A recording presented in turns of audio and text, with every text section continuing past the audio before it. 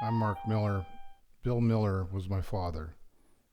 Bill was a B-17 pilot in World War II, and in September 1944, he was shot down over Nazi Germany. I am Derek Rusnak, son of Cookie Miller Rusnak, who is Mark Miller's sister. I am a grandson of Bill Miller. My name is Katie Miller, now Katie Cossack. I am the daughter of Mark and Diana Miller, wife to Brenton Cossack, and the granddaughter of Bill Miller. I'm Paul Miller, son of Mark and grandson of Bill.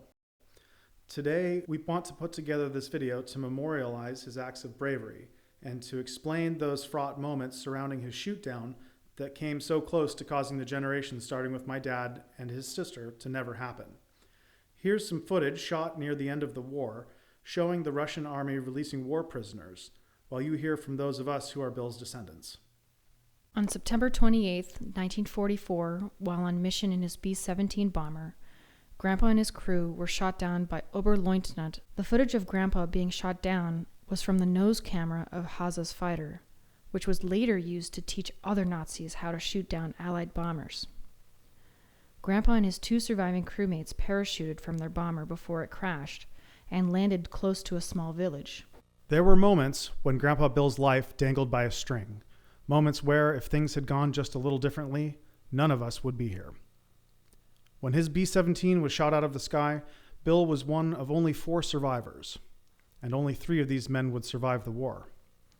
After being captured on the ground, a German civilian threatened to kill him with a pistol, and this man was stopped by the officer who captured Bill by pointing Bill's own .45 at the civilian and telling him firmly to walk away. A few days later, Bill and 80 other prisoners were sent to another detention center near Wetzlar, Germany.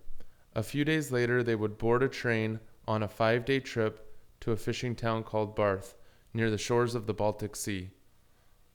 Not all Allied POWs survived the Nazi war camps, but Grandpa did. I can only imagine how relieved he was 8 months later, in May of 1945, when he and many others were liberated. And now, these Miller generations live on with great passion and purpose.